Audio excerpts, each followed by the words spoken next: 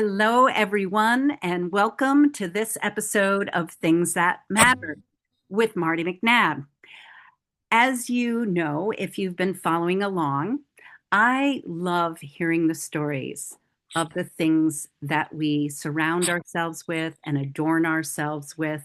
The things that, as you can see behind me, and you can see behind my guest too, these are our personal museums. These are the things we keep, the things that matter, and the things we'll leave behind. So, I am super excited to introduce our guest today, and this is Vonia, but I also know her as Y. I guess that's why I got stuck on the because I always got introduced to her as Y Woods Harris, and I met her 5 years ago during the start of COVID or early on, maybe it was the fall of 2020. And how we connected was through an organization you've heard me speak about in the past, and that is the Let's Reimagine platform that they were doing in-person events around grief and death and loss.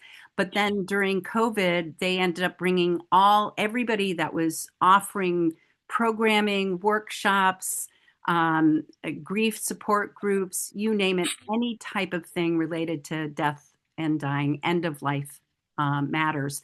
They brought us all together on one platform. And I know Y offered some programs there, and I did too. And Y joined me at some of my show and tells over these 5 years. I can't believe it. And I'm just so grateful to have finally reconnected again and have her as a guest on this episode of Things That Matter. So, if you've been following along, you know the first section of this show is going to be the show and tell section. So I am going to go off camera and let Y take it away and do her show and tell. Good morning. Good morning. My show and tell. As you heard Marty say, that's one of the things that I have been interested in for many years from my background as a nurse.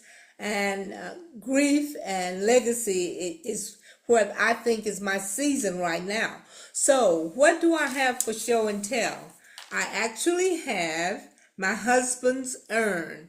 And so a lot of this show is going to be about my husband and some of the things that we've done.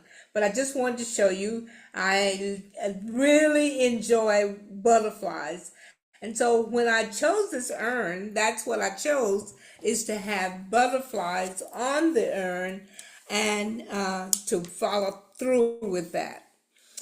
Some of the things that I talked about before, as I talk about my husband and why we chose the urn and how we had always prepared to do the things that we felt like would help our families in end of care planning, end of life care planning.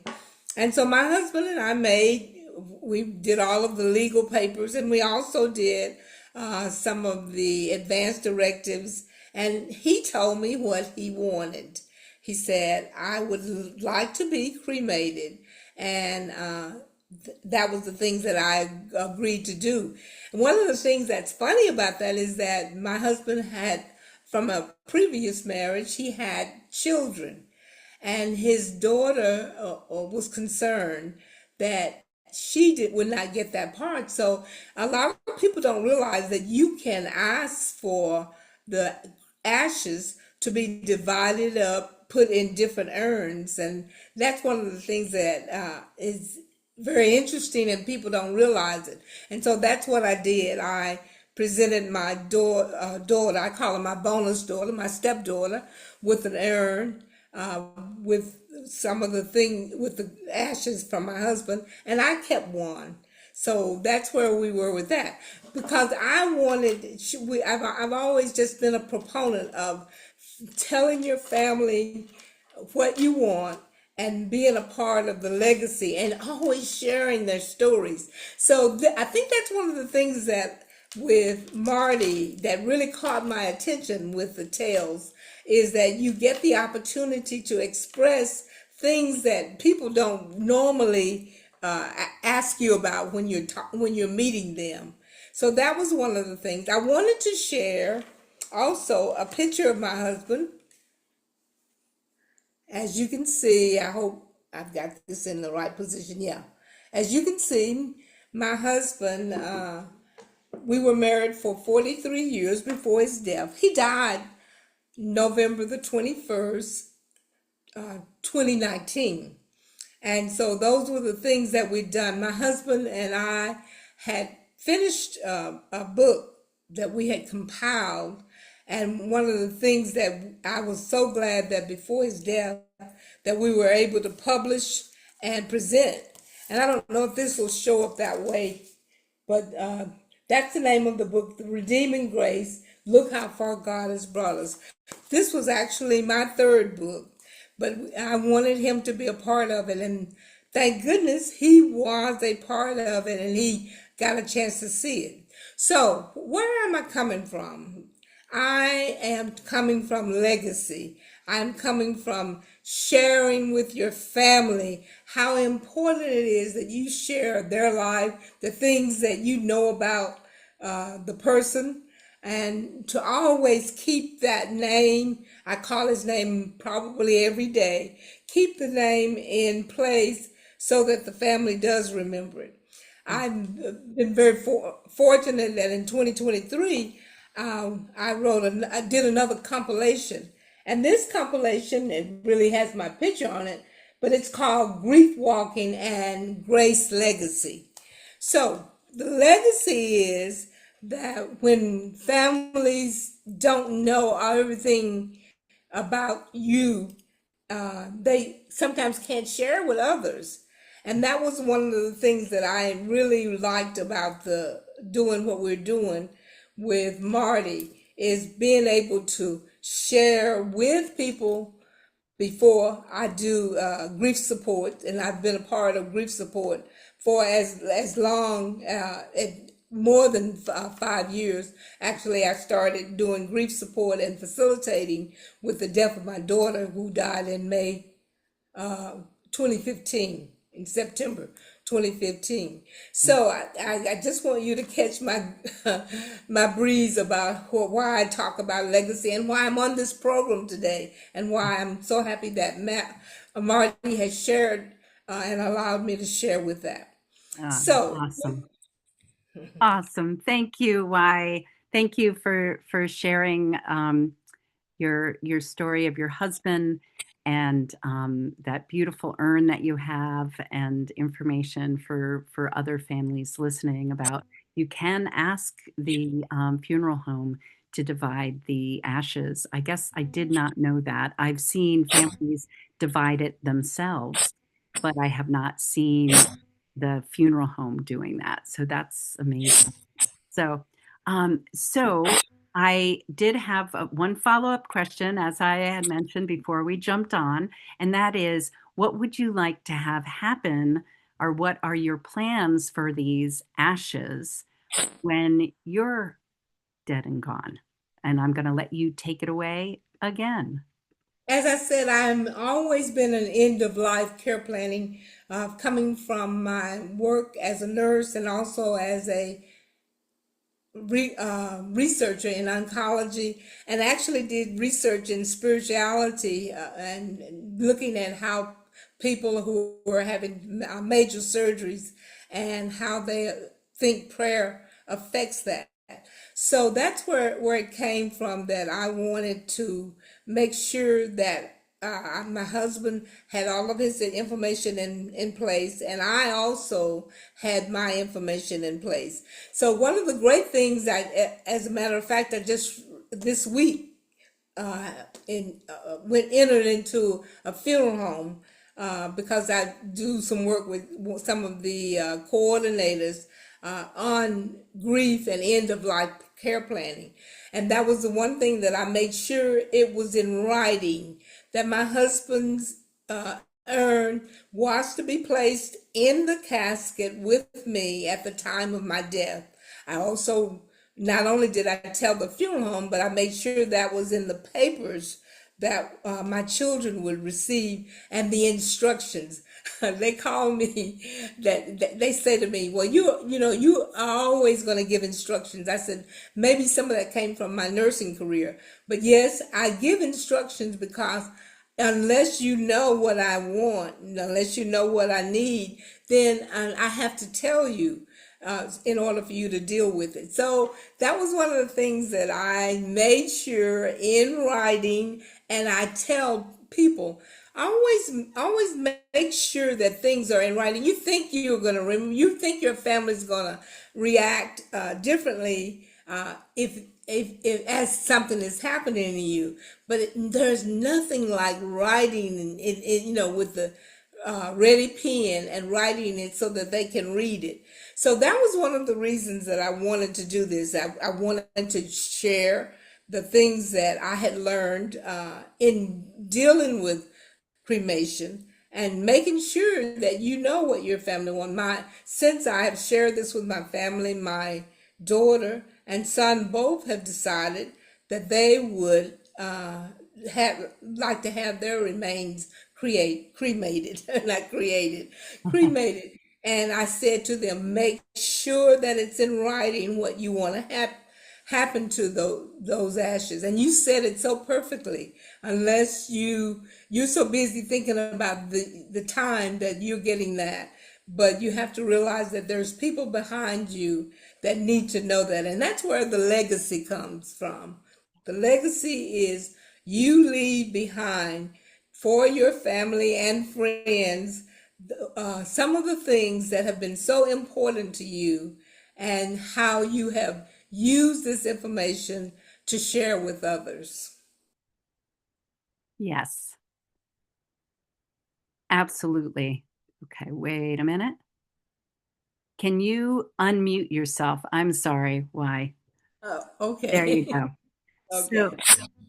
I was just trying to experiment. There seems to be some conflict between our audio. So there is some, when you're just talking, it's fine, but when I'm talking, it seems to there's some interference. Anyway, Oh, apologies to the watchers and listeners out there for this challenge. I'm not sure how to solve it. Hopefully, it's not too obnoxious. But yes, Y and I spoke about the legacy, and we spoke about urns. Like my question always is, what do you want to have happen with this thing that matters to you when you're dead and gone? I ask my all my guests that.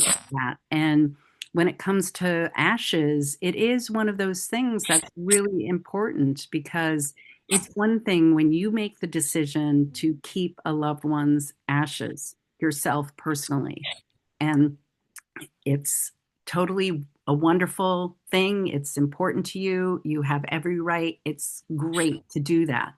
But you do have to realize that you will die too. There's a 100% chance. And so none of us are getting out of here alive.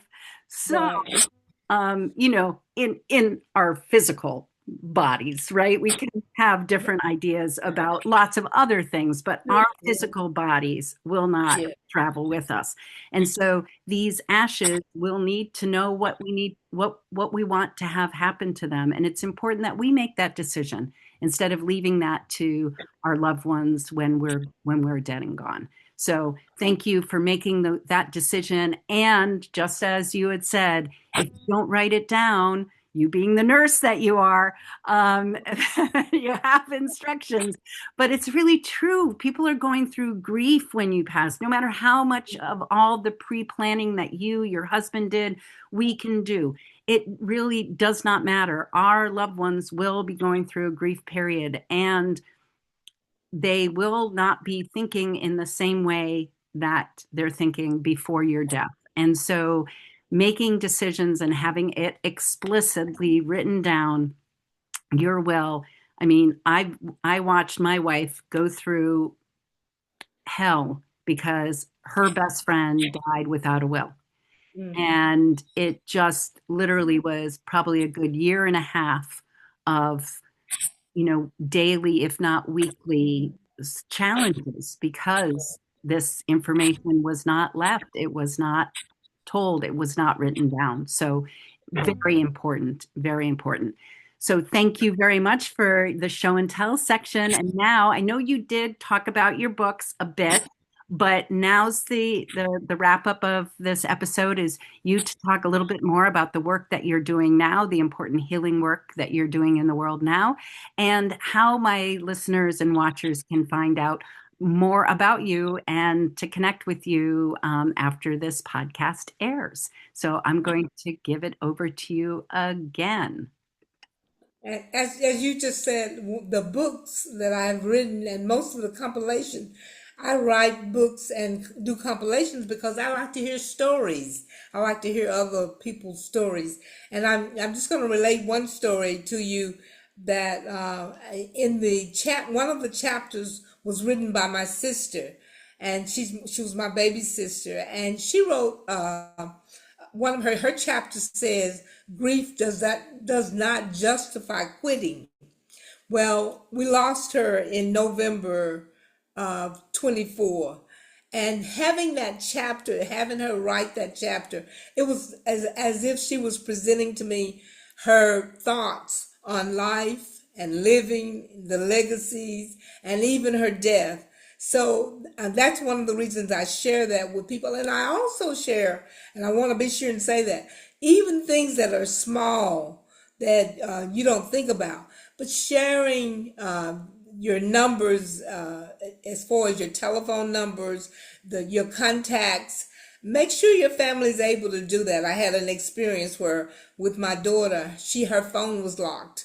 So I missed a lot of her friends and given the information about her illness and her death. So I try to make sure that I say to each person that I'm speaking to, and if I'm speaking to a group, just write down everything, and then when you go back through it, you will have that information because it's so important to the small things that happen, such as not being able to contact someone. And that was one of the things that at the funeral home, the director was very clear about that, is writing down people that you don't think about because you always have them in front of you, so even like friends and family. So I always write those things down. So right now I am working, as a matter of fact, collaborating with a young lady who has she's founded a company, and it's called, I smile because it's called Widows and Widowers Matter. And she has founded this to go along with my nonprofit. The name of my company is Wise Joyful Company, and it's just WYSJOYFUL Company. And we have come together that we are working with widows and widowers and giving the same information that I'm sharing today. So this is one of the ways that I can share this, having this video done. And we are looking at how we can, the support, that's our mission, is the support that we give to those, whether it's resources and information. And so I can be reached at wisejoyful.com. That's my website. And then my YouTube, where I have just numerous videos on grief and just general life. And that's Wise Woods 10. That's YouTube. And also my Facebook, I have several Facebook pages, but you can reach me with Y Woods. And you can also reach me at Wyvonia Harris.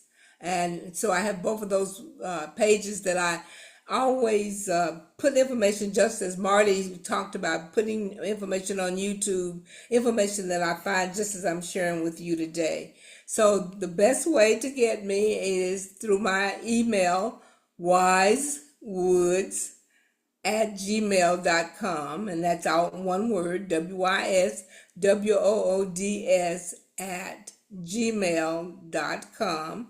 Or you can get me at the number 901-356-3411. As I said, I do Zoom consults and I also do telephone consults, just those that are needing information in the event of life and widowers, and also just general grief questions that they might have. So that's basically where I am collaborating now. I'm just turned 80 years old, and I'm going to always hope that I can share information and make it easy for those that I love and need the information. Awesome. Oh, you're such a, I'm just so glad to have reconnected with you. Why, like every time we had or got saw each other at the Reimagine events, either that you were hosting or I was hosting or somebody else was hosting, it was always a pleasure. Your warmth and welcome and generosity, shines through. And so to everyone who's looking or listening, I will end up having all this information about how you can find Why Woods Harris in the show notes. And we will pass on this information because it is so important to help people. Because the one thing that, as I said, none of us are going to make it out of alive. It's 100% mortality in terms of our physical body. The reality is none of us make it out of here without a lot of grief. And having fellow, did you call it grief walkers? Grief Yes, walkers, having Grief Walking and Grace Legacy is right. the name of my last book. Yeah, Yeah, so grief walkers, grief walking, having people along with the journey. So, because we shouldn't be alone, because all of us will have this in common and as human sharing, beings, right? right? It Sharing. we need it. We need to feel like we're not alone in all of this, and I think that's the number one feeling that we have when we're going through grief is we feel alone. Right. So I'm grateful, and that why continues just like me to talk about legacy, and it can be the small things like your phone numbers, but it can be the award that's I can see a tennis or a pickleball award behind your back or whatever. Yeah. These little things that we surround Asking ourselves. I kind the of figured president award. Yeah, that's why I chose the room that's the room, because it right? has. Exactly, exactly. It's these little things. And again, as everyone listening and watching knows, it's not that things matter. That's not the reason why I named my podcast that. It's that stories that Yeah, get attached to these things. Those right. are the things that matter. So Yeah, please continue, everyone, to tell your stories of the things that matter and yes. ask people the stories of the things that matter, even on Zoom. When you're on Zoom with your friend, can you say, hey, what can you tell me what the significant, what the stories of those pictures behind you or that award behind you? Can you tell me the significance of that hutch that's behind you? Can you tell me the significance of that racket or that, whatever behind me? Like, don't be afraid to ask, because you'd be so surprised at what you can learn by the simple steps that get attached to these things. So thank you, Y, for joining me on Thank this you. episode on this episode of Things That Matter with Martie McNabb. And please do look up and find wise, significant resources. And I love that you're collaborating. You've been collaborating for a while. I've heard Yes. this before. It's just your style. It's your MO. So thanks for this opportunity to interview you. And I hope everyone has a wonderful rest of your day. Thanks again, Y. Thank you. I wish you well.